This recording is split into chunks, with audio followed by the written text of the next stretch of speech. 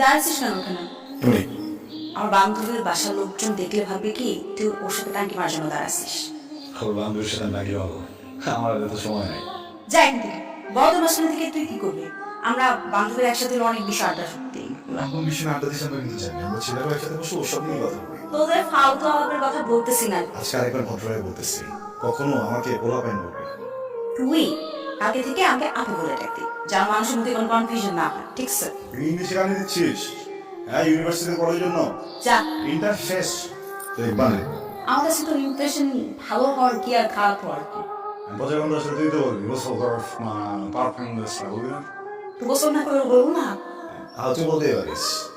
আজ শোন না, হ্যাঁ বল। সবসময় হাজবেন্ড ভালো লাগে। আমাকে নিয়ে আসছিস, সাথে রেডি আসছি, কাছে রেডি হয়ে দিলাম। বলতেছি দাঁড়া। ছোট ভাইয়ের কাজই তো এটা, বড় বড় প্রেম করবে আর ছোট ভাই ডেটিং হেল্প করবে। দেখ কেন আমি এখানে দাঁড়িয়ে কি করবো? আরে না, চকলেট খাও। হ্যাঁ খাও না। যাও যাও আপনি তুই এখানে থাক, আমি এসে দাঁড়াও, 4টা দিন হতে পারলো না আমার বাসায় গেছি, তোমরা একদম রেডি রেডি হয়ে এখানে এসে পার্টি করতেছো। আমি দেখতে তো জীবনে কাজ করো না, তুমি বানিয়ে বসছো কেন? এই তো শাড়ির পরে কি অবস্থা, তুমি কি চলতেছে না? চল তুই আগে আগে মিষ্টি খা তারপর কি জানিস? হ্যাঁ খবর হলো হ্যাঁ? মেয়ে দিয়েছি। জিলেবি। ছেলে খুব ভালো ইঞ্জিনিয়ার, আমিও খুব ভালো হয়েছিলাম। এমন ভালো একটা প্রপোজাল আসছে, আমি তো চিন্তাও করতে পারি না ওর জন্য এরকম একটা ভালো প্রপোজাল আসবে। তুমি লাই দিয়া দেয়া মাথা তুলে রাখো না। কিন্তু আমার একটা বিশ্বাস ছিল যে আমার মেয়ে কইতে করে ভুলকার যাই করুক, এই মেয়া কোনো কিছু করতে পারে না। এই মেয়ের প্রতি আমার খুব বিশ্বাস ছিল, ওই যে লক্ষ্মী মেয়ে। ফোন দিলে কি করবে, ফোনটাও ধরছে। আমি তো ভাবলাম আমার ছেলের আমি আরেক গেলাম। আর ভাইয়া এইসব কিছুই না, কাহিনী তো অন্য।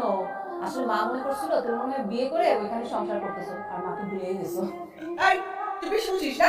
না রে, আমি এগুলো কিছু বলি নাই। ও মা কেন, তুমি তো এটা বলছিলে ভাইয়া বুঝি ওখানে প্রেম করে বিয়ে করে সংসার করতেছে, আর তোমার ভুলে গেছে। ও বাবা, তোমাকে বলতে ভুলে গেছি, আমি একটা পাওয়ার গ্রিডে অ্যাপ্লাই করছি, বুঝছো? আমার 2-1 মাসে তো জবটা হয়ে যাবে, অ্যাসিস্ট্যান্ট ইঞ্জিনিয়ার পোস্ট। তাই নাকি? আরে তাহলে তো কথাই নেই, কালকে থেকে আমি আমার ছেলের জন্য মেয়ে দেখা শুরু করবো। আমি দেখে শুনে তারপর আমার ছেলে বিয়ে দেবো। কেমন আছিস? কেমন আছিস? তুই কেমন আছিস? ভালোই তো মনে হয়। তোর কি মনে হচ্ছে দেখে কেমন আছি? তোর যেহেতু মনে হয় ভালো আছিস, তাহলে ভালোই থাকবি। একটা প্রবলেম হলে সলভ করা যায়, তো কোনো প্রবলেম কেউ সলভ করবো বল? আর একটু চেষ্টা করতে। ওরা গান জিনিসটা কম করছে বল। মোস্ট অফ দ্য টাইম তো সেন্স থাকতো না।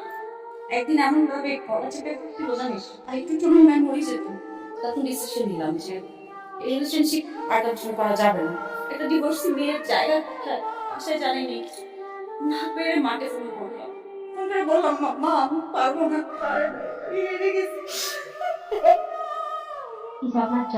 Thank you. আপনি মনে হয় চায় চিনি কম খান, আমি দুইটা কমিয়ে দিয়েছি। তোর কাছে কোনো ভালো ছিল খবর আছে? না, যদি থাকে তাহলে বলিস, তবে দিয়ে দিয়ে নিতে চাইছি। কে বলবো? উষ্ণের গল্প। আপনি আমাকে পড়াচ্ছি না, ওদের মতো লজ্জা পাচ্ছে, হাসাহাসি করতেছে, মা ঠিক আছে? বুঝে যাওয়ার সামনে লজ্জা পাবে না, বুঝিস না তুই? বুঝিনি, কে বুঝাবো? তুই তোর সাথে বিয়ে ঠিক হয়েছে? ওকে বিয়ে করলে ভালো থাকবে, আমি গ্যারান্টি দিচ্ছি। আমি অনেক বিশ্বাস করি, তুই যেহেতু বলছিস ভালো থাকবো, আমি ভালো থাকবো। আর আমার ছেলে তো মাথা গরম, এই মাথা গরম ছেলের জন্য শান্ত স্বভাবের মেয়েই ভালো, তাই না? ঠিক কথাই বলছে, আসলে রাগী ছেলেদের জন্য শান্ত মেয়ে ভালো। আমি জুইকে বিয়ে করবো। ও তো হচ্ছে 3 বছরের বড়, আর ও তো ডিভোর্স হয়েছে। তো ডিভোর্স হলে কি হবে?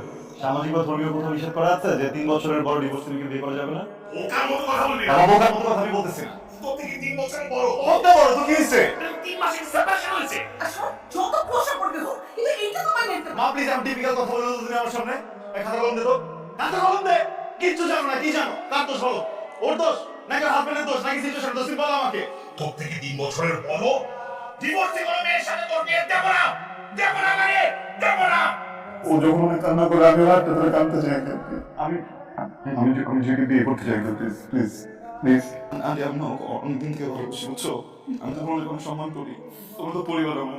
আমি না বলতে পারিনি কখনো তোমাদের সামনে। প্লিজ ওকে ওকে আমার সাথে বিয়ে দাও না প্লিজ। জয়, এক জীবনে মানুষ বারবার ভুল শুধরানোর সুযোগ পেয়েছিস। কেউ একজন তো আছে যে চাই তুই আমার সাথে, তাহলে এত কিছুর পরেও কেন আবার ওই একই সিচুয়েশন আমরা দাঁড়াইছিল? তোর চোখে আমি কবে ম্যাচুর হবো বল, কবে হবো?